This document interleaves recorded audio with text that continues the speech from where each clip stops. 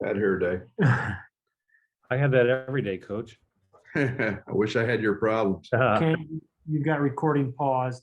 I do, and I have restarted, so we should be good to go there. And we're after 4:00, so we'll go ahead and get started. Coach, why don't you lead us off, and then we'll open for questions. Yeah, it was exciting, exciting, and a couple of exciting announcements happened this weekend, and everything finalized today with Plummer Alfonso signing his scholarship papers. Very, very us. I thought he was. I happened to catch a couple of his games during the year, and what a outstanding shooter, if not one of the best shooters in the country. He's definitely the best shooter in the portal, in our opinion. A guy that had some scary games in terms of his productivity. You make 11 threes in a game, you're doing a lot of good things. Had a 23-point half against Colorado in a comeback.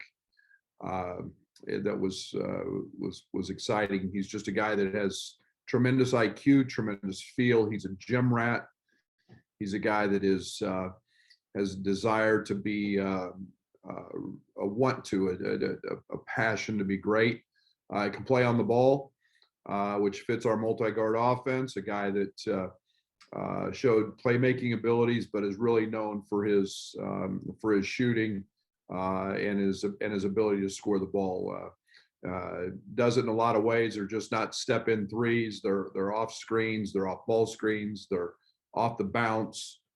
Just a multi-talented offensive talent, and a guy that we think is one of the best shooters in America. So, a veteran, very experienced, 14 points a game in a Power 5 conference, and we know with Coach Krzysztofiak at Utah, he was extremely well coached, and so we're very, very excited to have him joining us, and then obviously Trent's announcement that he would be returning.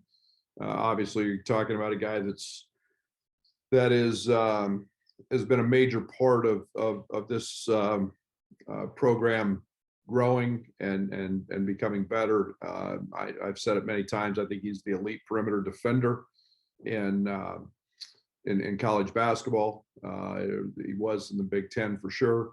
He's a guy that is, the Energizer Bunny. His motor never stops. He's a guy that, when Io was out this year, stepped in and was a proven scorer again, as he was early in his career, and a guy that was epitomizes everything that our culture is about. And so very, very excited to have Trent, and that gives us what we think is an outstanding defender, a guy who can play both spots and has done it throughout his career, and a guy that his game has grown a lot in the last 4 years, and excited to see him back here for his fifth year. All right, well, we'll lead off with Jeremy, and you guys follow in line. Hey, Brad, hope you're well. I know you made comment of Trent when Io was out. How does his role differ now? It's kind of one of the leaders again on this team, but without Io there. Does his role differ at all now with Io not there? Yeah, and I think that's one of the things, Jeremy, that he's excited about. I think Trent's always been viewed as a guy who's a very capable scorer, and just took on a role that defender, playmaker, made shots when needed. And yet we saw him in that Michigan game be a guy who got downhill. We saw a very much improved game at the rim, and playing in ball screens. And again, I think that the one thing that I'm excited about is maybe we can continue to play really, really fast. I think we've got a team that is the makes of it becoming an outstanding 3-point shooting team. We were a good 3-point shooting team this year. We didn't take a lot of them, but I think as we continue to to go here. It's a team that I really like our speed, and I like our tenacity. And obviously Trent's a guy that is a unbelievable two-way player. And then obviously these guys have a huge ceiling offensively, as you're talking about, but they are shorter guys. How do they work together defensively, in your opinion, or what changes for you guys there? Yeah, I like it. I think the one thing that the one thing that's hidden a little bit with Curbelo is his length. Trent's already proven. And then you've got a guy in Plummer who's stronger, physical. He's got a little bit of a, Andres Felice, cut up body, more mature, very strong. So they've all got some difference to them. We've always gotten guys to guard, and we haven't worried too much about size. Trent's guarded perimeter guys in this league from point guards to small forwards. So I'm excited about that, and especially what we can do on the other end. Thanks, Brad. Good afternoon, Coach. You were asked, I guess it may have been last week, about Coleman and his online Twitter recruiting things that he does. I know Alfonso Plummer and Andre Curbelo have a really good relationship, and obviously Coach Antigua did a lot there too with his Latino ties. How special is it to be able to kind of bring all these different people in from Latin America over the last couple of years for you? Yeah, it's tremendous. I think that I love their passion, and I mean, they're really good players. First of all, I mean, they're capable, high level guys, next level guys, when you start, you see this with Bello and his success, and you see his personality, and most people didn't get to see his personality, because of COVID, but and they know his talents, and people want to be a part of that, and know his reputation, not just here, but worldwide. You're talking about a guy that's got a magnetic personality, and people are drawn to him, and that makes it really special. And obviously Fonz and Bello have a great connection, and that was something that was sure a factor, and they're both excited to play with each other. You've honestly had a lot of international flavor throughout your first couple of years. Obviously Georgie and Kofi in there, Andres Felice as well. Is it something that, I mean, I know you're going to go anywhere to get good players, but is going international something that you want to continue to do as long as there's players out there for you? No question. I mean, we scour those reports, services, games. We're very dialed into what's going on worldwide. It's a big part. We're blessed at the University of Illinois. We have the most diverse campus in the Big Ten, and obviously in the country. It fits our personality with our campus, so it is. It's just a great fit, a great connection. I love their IQ, the way they've grown up playing the game, and it's just it's been really positive for us. If I could get one quick follow-up, you mentioned you like their IQ and the way they play the game. Can you kind of compare and contrast that quickly, maybe, on just how different that is, or how it might just be different from American players? Well, a lot of these guys, these international kids, they grow up in academies, and they're going to school, they're practicing multiple times a day. They might only play a regular season, but they're practicing every day.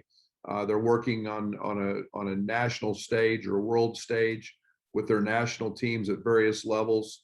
So they're just, that's what they do. And they're very dialed into that. And they practice, and they're very fundamental, and get tied in with, some great coaching over there. There's no doubt it's tremendous, and they get it at a very young age. Thank you, Coach. Hey, good afternoon, Brad. I'm curious, with the return of Trent, is there an added importance, just given the roster turnover of Ayo going pro and Georgie going pro, and we saw Kofi put his name, to have that leadership or that veteran experience in the locker room, is kind of incorporate some new faces here? Oh, absolutely. Trent's been a leader for the last, really 3 years, but 2 in a significant way. And, you're talking about a guy that's never takes a play off in practice. You're talking about a guy who's you know, always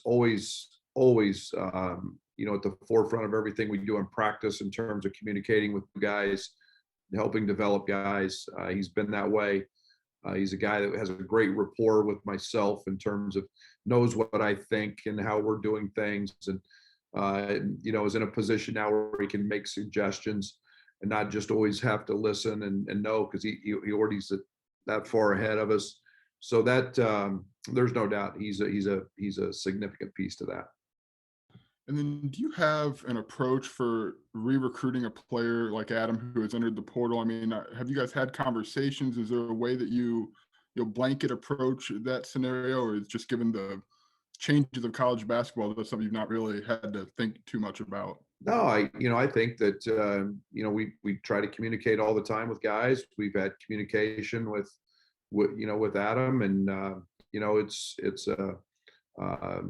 you know, you can only go so far. We've got to continue to work and make our roster the best it can be. And we've been on this group of freshmen for some time, and you know, we felt very confident in our knowledge and understanding of that group. And we've been very dialed in with you know, the transfer portal. I mean, we live it every day. So you know, we've got you know, we've got to do the best we can in terms of understanding, getting to know kids. So it's just a constant juggling act, Joey. And I mean, and when guys are in the portal, you know, they're not part of us, and you know, it's part of the situation. We've got to find guys who are part of us and want to become part of us. So you know, it's I've done more Zooms and been more active in recruiting so far this spring than I have probably at all other springs combined. And if I could get one more, is DeMonte indicated maybe what a timeline looks like for his decision to you guys yet? No, he hasn't. We're continuing to communicate and you know, have conversations, and we just we got the celebration tonight, and so we'll continue to you know, to work through that. We want to do what's best with him, and academically and athletically as well. So you know, but he's no different than anybody else. They just constantly, we just keep trying to have constant communication. Thanks, Brad. Appreciate it. Hey, Brad, can you just, I guess, update me on what's the maximum you can have? I mean, it sounds like super seniors don't count, but what about guys that have declared for the draft and they want to come back? How, you know, you're talking about juggling. How does all that work with the scholarship limits? Yeah, it's it's going to vary. I mean, you know, we're going to see rosters this year with, you know, with super seniors. So, you know, if somebody has 4 or 5 seniors come back, you're going to see 17, 18 guys on a roster. You know, and that's going to play out, you know, probably over the, you know, not just this year, could potentially next year. So, you know, we still have to be at 13. We'll be at 13. You know, not including super seniors, and as I call them, and we'll see what that you know, what that looks like. So it's just it's no different than the waiting game we had to play last year, John, in terms of you know, waiting on the draft status and so on and so forth. And you know, we do know, you know, Io's gone, so he's going to be a first round pick, and get, you know, so we feel very strongly about that one. Hey, Brad, with a guy like Alfonso just coming in, just has a year with you, what's sort of maybe the most important thing, you know, that he has to go through, like whenever he gets to campus, just to maybe make, you know, as much use of his one season as possible? Yeah, I think you know, connection with our players, you know, chemistry. There's no doubt we had a great connectivity last year. I think that's first and foremost. He's obviously got some familiarity with Bello, and that helps. But no, just, you know, and everybody tries to find their own way and find their own, and it's just a comfort. The offense, the defense, that stuff always takes care of itself pretty quickly. And you know, it's just a connection that he's got to develop with his teammates. He's I got a know, lot. He's got a lot of personality, so I don't think that'll be an issue. Okay. I mean, I know you've liked, guys like Jake and Austin to have the sit out year, and it's gone at this point. But this, what are you maybe looking for when you are bringing a guy in just for that 1 year, and like it's either going to work or right away or it won't? Yeah, and I think we've tried to dive very hard into this is going to be our new norm to a certain extent. So I think we're trying to find as much about the character piece. We're trying to we're much more in tune with synergy, game film, stats, numbers, talking to people, in the league around them, who's played them, staffs that they've been a part of, and just making sure they fit our culture. I think that's exciting. I think the one thing you've got with a a grad like Alfonso, you've got maturity. You've got a guy who's he's proven it at the highest level in a great league, and that's exciting. He's not going to be intimidated by size or talent. He's seen that at the highest levels and been productive. So that's very comforting. As sometimes you get some of these guys who are transferring up who may not have that experience every night. And then one other one, just with Kofi, declaring for the draft, how do you as a coaching and you and the coaching staff sort of navigate the next 2.5 months before, that decision might be, that's sort of the deadline to lock that in? Yeah. And Kof is here and I mean, he's working out.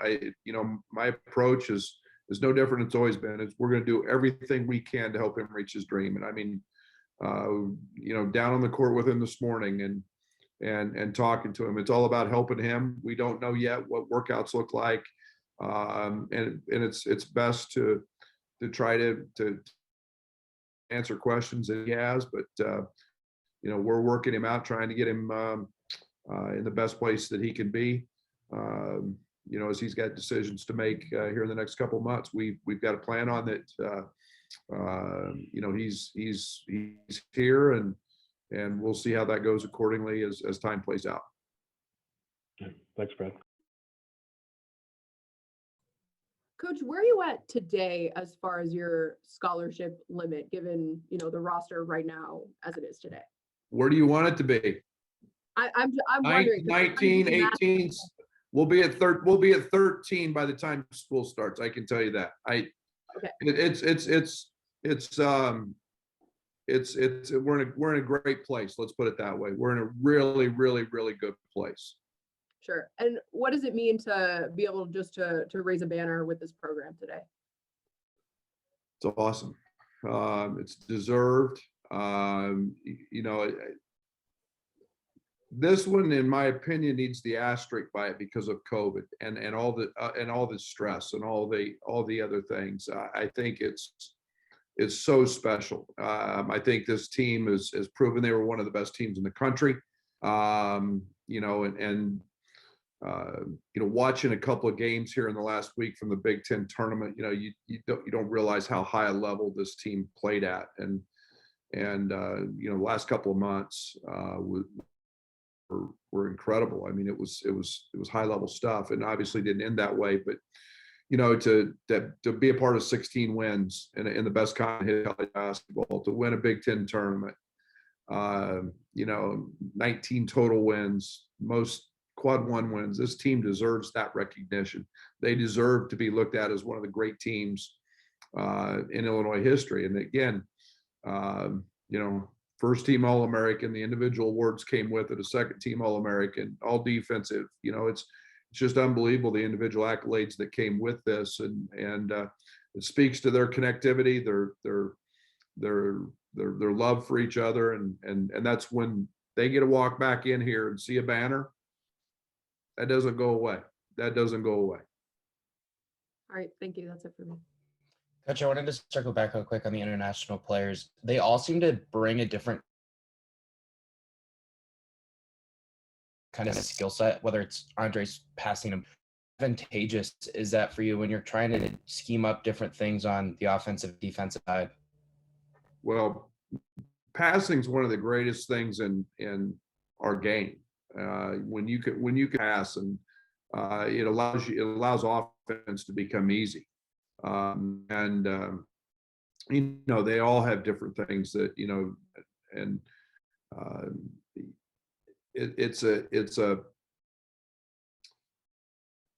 it's advantageous when certain issues and things that you don't have to coach. They just have it. And all we have to do is magnify it and show it off and put it in the right situations. And we do that with Curbelo. Georgie, right hand, left hand, his footwork is pivoting. Kofi's sheer size and dominance, the Euro step that Dre had and his ability to get in the paint. I mean, there's a whole group of things that are, they all became excellent at. So just our job to magnify it and help put that out there for us to be successful and for them to be able to show their game off. Thank you, Coach. That's all I got. Thank you. Brad, I think voice is important, but would you talk about the money? What kind of performance bonuses your staff is going to get, and what pension incentives you might be offering? Geez, I don't even know. I guess I'll have to go online and look it up. I don't know. I have no idea. Talk about, you said Orlando international recruiting. Obviously, you're going to have some fallback plans in the future because these guys are going to move on to head coaching positions, as you said in our last Zoom. How important is it to keep the staff together right now? I think it's always, I look at it every spring, Rob, as an opportunity. If we do our job and we do it extremely well, that's a reflection of our staff and the fact that they should have opportunities to move their career along. No different than I did, or anybody else in this profession. And you very seldom skip a step in this profession. There's steps to take and to kind of move along. Getting jobs is not easy. It's really, really hard. But yet I'm also, as we continue to have success, you've always got to have a few things in mind in case you counter those things, and we'll be no different at some point. But in the meantime, I've got the best staff in the country.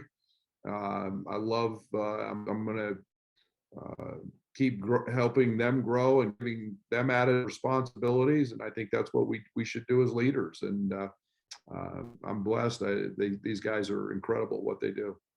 You've taken every opportunity to say that you've got the best athletic director in the country. Do you think Josh is willing to compete with the very top programs to retain his talent? Rob, I think that's we should be. We're top 10. We're top 10 program. We should act like it. I've said it since the day we've got here, and we can't just talk about it and want to be and have a good season and say, oh, Illinois is great, and then not be supportive. We've done it for 2 years in a row now. We've got to continue to build on that momentum. We've got to continue to act like the Dukes and whoever you want to talk about, or people think, and that's my goal. That's why I wanted to be here.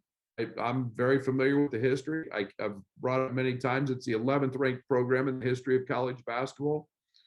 We've got to continue to be like that and think like that. And Josh has done nothing but be supportive of that. And I would expect, I think that's the growth of this program is we are thinking along those lines. Exactly. Thanks, Brad. Brad, let me ask Marley's question maybe a different way. Are you able to add a player tomorrow, whether it's the transfer portal or late like you did last year with Brandon Lee, regardless of Kofi's decision? Or does Kofi's decision right now put you at the limit of 13? I think we're juggling balls. I think that you always look. I think that we're we're in a situation in today's world with the transfer portal. When kids can leave, I think we'd be foolish to not continue to look. I mean, you know, we could bring guys in here in August and they transfer out. Yeah, you know, we're going to have another wave in the portal. All these guys that have declared for the draft and then want to go back to college. You know, some will be in the portal, and I think it's about continuing to build, you know, the best roster you can. So it's our new culture. It's our new world. We'll be at 13 when school starts.